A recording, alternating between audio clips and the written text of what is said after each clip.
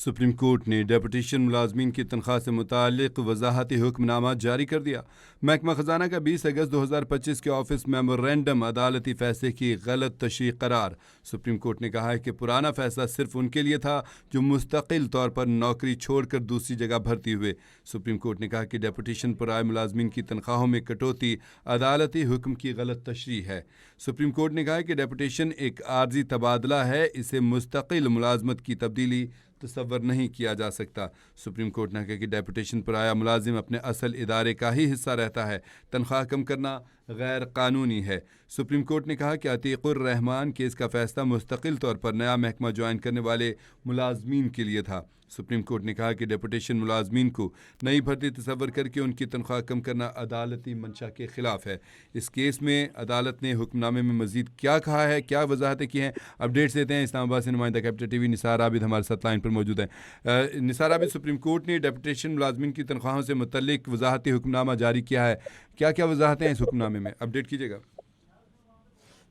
آج بالکل supreme court نے ڈیپوٹیشن ملازمین کی تنخواہوں سے متعلق وضاحتی حکم نامہ جاری کر دیا ہے۔ سپریم کورٹ نے محکمہ خزانہ کے 20 اگست 2025 کے آفس میمورنڈم کو عدالتی فیصلے کی غلط تشریح قرار دے دیا ہے۔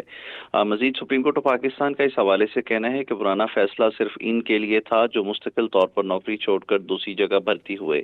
مزید سپریم کورٹ نے کہا کہ ڈیپوٹیشن پر آئے ملازمین کی تنخواہوں میں کٹوتی عدالتی حکم کی غلط تشریح ہے۔ جسٹس محمد علی مظہر نے یہ تحریری فیصلہ جاری کیا ہے اور مزید سپریم کورٹ کا اس فیصلے میں کہنا ہے کہ ڈیپوٹیشن ایک عارضی تبادلہ ہے، اسے مستقل ملازمت کی تبدیلی تصور نہیں کیا جا سکتا۔ سپریم کورٹ کا کہنا تھا کہ ڈیپوٹیشن پر آیا ملازم اپنے اصل ادارے کا ہی حصہ رہتا ہے، تنخواہ کم کرنا غیر قانونی ہے۔ سپریم کورٹ کا کہنا ہے کہ عتیق الرحمان کیس کا فیصلہ مستقل طور پر نیا محکمہ جوائن کرنے والے ملازمین کے لیے تھا۔ سپریم کورٹ نے مزید کہا کہ ڈیپوٹیشن ملازمین کو نئی بھرتی تصور کر کے ان کی تنخواہ کم کرنا عدالتی منشا کے خلاف ہے۔ مزید سپریم کورٹ کا کہنا تھا کہ ایڈیشنل اٹارنی جنرل نے اعتراف کیا کہ سابقہ فیصلے کا اطلاق ڈیپوٹیشن ملازمین پر نہیں ہوتا۔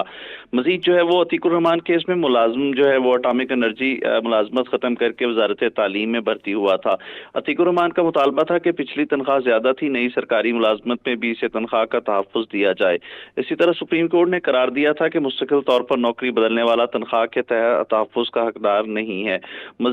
اسی طرح وہ مزید سپریم کورٹ نے کہا کہ موجودہ درخواست گزار ضیاء الرشید عباسی کو حکومت نے ڈیپوٹیشن پر ایوان صدر تعینات کیا تھا۔ محکمہ خزانہ نے سپریم کورٹ کے فیصلے کا سہارا لے کر ضیاء الرشید عباسی کی تنخواہ کم کر کے ابتدائی سٹیج پر فکس کر دی تھی، جبکہ آج سپریم کورٹ آف پاکستان نے ڈیپوٹیشن ملازمین کی تنخواہ سے متعلق جو وضاحتی حکم نامہ ہے وہ جاری کر دیا ہے۔ جی بہت شکریہ آپ کا نثار عابد، آپ نے تفصیلی اپڈیٹ کیا۔